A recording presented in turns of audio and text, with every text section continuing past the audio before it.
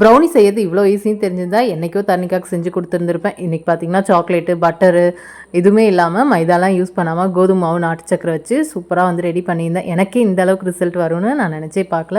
So இன்றைக்கி பார்த்தீங்கன்னா 2 பேட்சாக வந்து ஃபர்ஸ்ட் போட்டிருந்தேன். ஃபர்ஸ்ட் பேட்ச் இன்னும் கொஞ்சம் திக்காக இருந்துச்சு. அது வந்து அந்த ப்ரெட்டு ட்ரே இருக்குல்ல, ஸோ அதில் வந்து போட்டிருந்தேன். அது நல்லா இன்னும் கிரிங்கிள் டாப்போடு சூப்பராக வந்துச்சு. இந்த ஹாட்டில் போட்டது லைட்டாக மில்க் ஊற்றி மிக்ஸ் பண்ணேன். ஸோ அது என்னாச்சுன்னா லைட்டாக வந்து அந்த மேலே வந்து அந்த கிரிங்கிள் டாப் மட்டும் வரல. மித்தபடி டேஸ்ட்டெல்லாம் செம்ம டேஸ்ட்டாக இருந்துச்சு.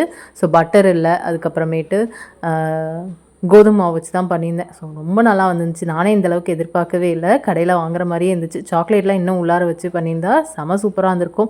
ஸோ தரணிக்கா ஈவினிங் ஸ்கூல்லேருந்து வந்தோடனே நானும் ஜெயிச்சாவும் அவளுக்கு சர்ப்ரைஸாக கொடுக்கலாம் அப்படின்னு சொல்லிட்டு கொடுத்தோம். அவள் நம்பவே இல்லை ஃபஸ்ட்டு. நீங்கள் செஞ்சீங்களா, நிஜமாலுமேவா இல்லை கடையில் வாங்கினீங்களான்னு கேட்டே இருந்தா.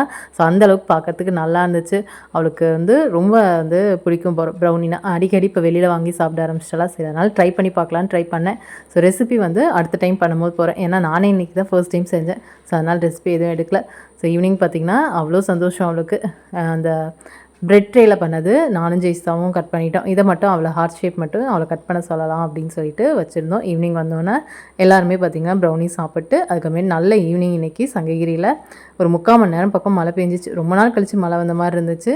நல்ல மழை பெஞ்சிச்சு. ஸோ மழைக்கு அதுக்கும் சூடாக ஏதாச்சும் வேணும்னாங்க. அதனால் அந்த முட்டைக்கோசு ப்ளஸ் அது கொஞ்சம் வெங்காயம் கொஞ்சம் போட்டு பக்கோடா மாதிரி பண்ணலான்னு சொல்லிட்டு அதான் ரெடி பண்ணேன்.